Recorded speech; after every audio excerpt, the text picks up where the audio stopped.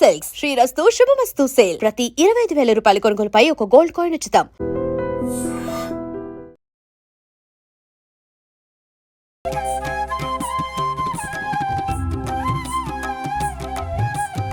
Hello viewers, welcome to ఐడిమ్స్ media. ఈరోజు మన స్పెషల్ గెస్ట్ యజుర్వేదాస్ మాత పురోహితులు కిషోర్ గారు ఉన్నారు. సో చాలా విషయాలు అడగాలి. గురూజీ నమస్తే అండి. చాలా రోజులుగా ఒక క్వశ్చన్, ఎందుకంటే ఆడపడుచులం కన్నవారింటికి వెళ్తుంటాం. అమ్మ వాళ్ళ ఇంటికి వెళ్ళేటప్పుడు మనము అంటే ఒక పని మీద వెళ్తాం, అవ్వచ్చు అవ్వకపోవచ్చు, లేదంటే అమ్మ నాన్న గారాబం చేయొచ్చు. మన అన్నయ్యలు వదిళ్ళు గారాబం చేసి ఈ రోజు కాదు రేపు వెళ్ళు, ఈ రోజు మంగళవారం వెళ్ళకూడదు, ఈ రోజు శుక్రవారం వెళ్ళకూడదు, కన్నవారింటికి అరిష్టం అని అంటారు. అసలు ఆడపిల్లలకి అంటే ఏ రోజులు అత్తవారింటికి వెళ్ళడం శ్రేయస్కరం? అందరికీ నమస్కారం.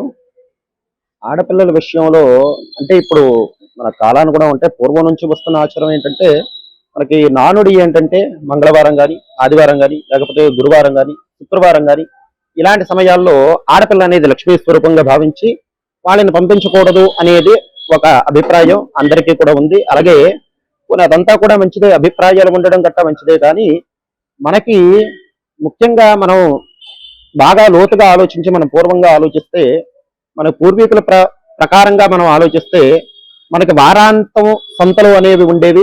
ఆ సంతల్లో భాగంగా సోమవారం నుండి కూడా మనకి శుక్రవారం వరకు కూడా సంత అనేది జరుగుతూ ఉండేది. దానికి కావలసిన సామాగ్రి అంటే వీళ్ళు ఫలానా వ్యవసాయం చేశారనుకో, ఆ వ్యవసాయానికి సంబంధించినవన్నీ కూడా పోగు చేసుకోవడం, అలాగే ఈ సంతలోని సామాగ్రి అన్ని కూడా అమ్ముకోవడం, అమ్మిన తర్వాత వచ్చిన ధనం ఏదైతే ఉందో శనివారం కట్ట శుభ్రంగా ఆ పాపకి కట్ట పెట్టి ఆ సామాగ్రి గట్ట ఇచ్చి ఉట్టి చేతులతో పంపించడం ఇష్టం లేకపోవడంతో వాళ్ళందరూ కూడా పూర్వీకులందరూ కూడా వాళ్ళకి ఫలానా సామాగ్రి అన్ని కూడా ఇచ్చి పంపించేవారు తప్ప వెళ్ళకూడదు అనేది ఎక్కడా కూడా లేదమ్మా. ఏ రోజైనా సరే వెళ్ళొచ్చు. కాబట్టి ఇలాంటి నిస్సందేహంగా ఇలాంటి విషయాల్లో అంటే మనం ధర్మంగా కూడా ఆలోచించాలి, పూర్వీకులు ఏం చెప్పారో ఆలోచించాలి, అలాగే అలా ఎందుకు చెప్పారో అనేది కూడా మనం ప్రస్తావనలోకి తీసుకోవాలమ్మా. గురూజీ, అంటే ఎన్ని సంవత్సరాల వరకు ఇప్పుడు కొత్తగా పెళ్ళైన జంట ఉంటారు, వెళ్ళేటప్పుడు పసుపు కుంకాలు కూడా పంపిస్తూ ఉంటుంటారు తల్లిదండ్రులు. సో అందులో భాగంగా అంటే పెళ్ళై ఏడాది పిల్లలు పుట్టేంత వరకు మంగళవారం వెళ్ళకూడదమ్మా, లక్షవారం వెళ్ళకూడదు, శుక్రవారం. కానీ పెళ్ళైన ఎన్నాళ్ళు ఆడపిల్లలు ఈ ఆచారాన్ని పాటించాలంటే ఆఫ్టర్ పిల్లలు పెద్దోళ్ళు అయ్యి లైఫ్స్ కూడా స్టార్ట్ అవుతుంటాయి, స్కూల్స్ అవన్నీ ఉంటుంటాయి. శుక్రవారం లక్షవారం ఆదివారం అంటే ఇక్కడ పిల్లల స్కూల్ కి ఇబ్బంది ఉంటుంది. సో ఎన్ని సంవత్సరాల వరకు ఈ ఆచారాన్ని పాటిస్తే మంచిది?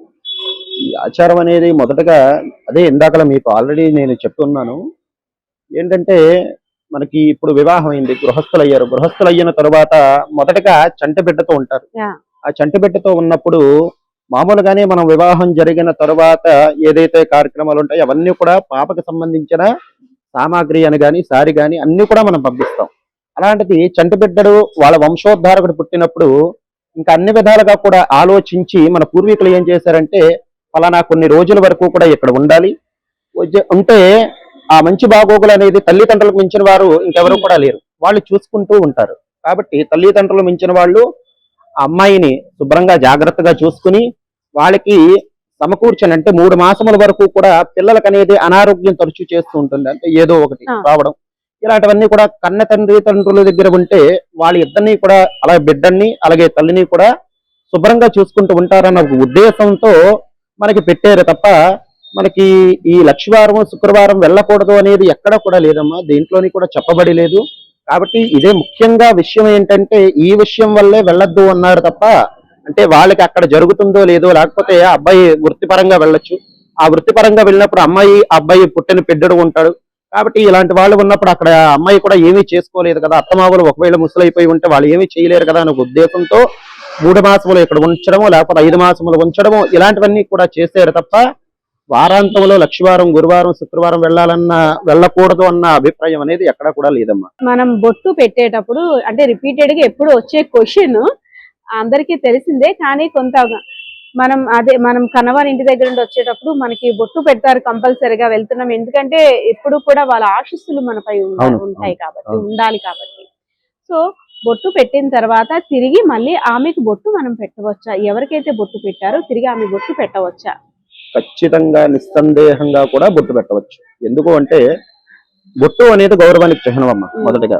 కాబట్టి మనకి బొట్టు పెట్టి ఆశీర్వదించిన తల్లిదండ్రులు కావచ్చు, ఇతరత్ర స్నేహితులు కావచ్చు, ఎవరైనా కావచ్చు, అలాంటి వాళ్ళకి మనము కూడా బొట్టు పెట్టి, లేకపోతే మన ఇంటికే వచ్చారంటే ఒక తాంబూలం ఇచ్చి పంపిస్తాం. ఆ తాంబూల పురోపకారంగా మనం ఏం చేస్తాం, ఒక తాంబూలం ఇచ్చి వాళ్ళకి నమస్కారం చేస్తాం. అలా పెద్దలు అయితే పెద్దలకు తాంబూలం ఇవ్వడం, చిన్నపిల్లలు అయితే చిన్నపిల్లలకు తాంబూలం ఇవ్వడం, ఇలాంటివన్నీ కూడా జరుగుతూ వస్తాయి.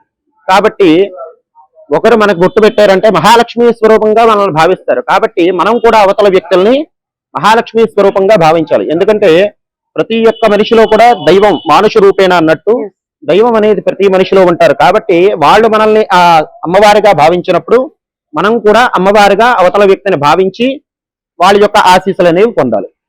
అంటే బొట్టులో కూడా చాలా డౌట్స్ ఉన్నాయి. కొంతమంది తిలకం పెట్టుకుంటున్నారు, కొంతమంది కుంకుమ పెట్టుకుంటున్నారు, కొంతమంది స్టిక్కర్ పెట్టుకుంటున్నారు. ఇందులో కూడా అంటే ఎర్రని బొట్టే కలర్స్ లో కూడా చాలా తేడాలు ఉన్నాయి. ఒక్కొక్కరు ఒక్కొక్క సాంప్రదాయాన్ని, కొంతమంది సింధూరాన్ని పెట్టుకుంటారు. అసలు అంటే బొట్టు అనేది కలర్ చాలా ఇంపార్టెంట్ అంటారా? మనకి బొట్టు అనేది రంగుతో ప్రమేయం లేకుండా మనసు అనేది ప్రసన్నంగా ఉండాలి. మనసు అనేది చాలా ముఖ్యం. ఎందుకంటే బొట్టు అనేది మనకి జ్ఞానాన్ని ఇస్తుంది. బొట్టు అనేది జ్ఞానాన్ని ఇస్తుంది, మన యొక్క విశ్వాసాన్ని పెంచుతుంది, భగవత్తారాధనలో ఉండేలాగా అది చేస్తుంది ఎంతో కొంత. కాబట్టి ఈ బొట్టు అనేది ఏంటంటే మహాలక్ష్మి స్వరూపం. అంటే శాస్త్ర ప్రకారం చూసుకుంటే మహాలక్ష్మి స్వరూపం. కాబట్టి ఇలాంటి మహాలక్ష్మి స్వరూపాన్ని ధరించి దైవారాధన చేయడం ద్వారా ఇంకొంత కాస్త ముందుకు వెళ్ళి భగవంతుని చేరుకుంటామన్న ఒక విశ్వాసం. ధన్యవాదాలు Guruji. Thank you. And for more videos, Please subscribe to iDream. Please subscribe to iDream. Please subscribe iDream. And please subscribe to iDream.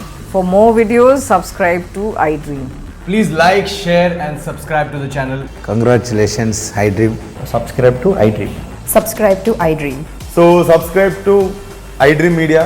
iDream की iDream team अंदर की huge congratulations. Please subscribe iDream Media. Please subscribe to iDream. Subscribe iDream. Please subscribe to iDream. iDream అంటే నా కళల ఛానల్ను subscribe చేసుకున్న నోరు తిరుగుతలేదు. మీరైతే గంట గుర్తు కొట్టండి. For more such videos, please subscribe to iDream. Subscribe to iDream. Please subscribe to iDream. Please subscribe iDream Media. Please do subscribe to iDream. Please subscribe to iDream Media. For best entertainment and information, please subscribe iDream. And don't forget to subscribe to iDream. And for more videos, Please subscribe to iDream.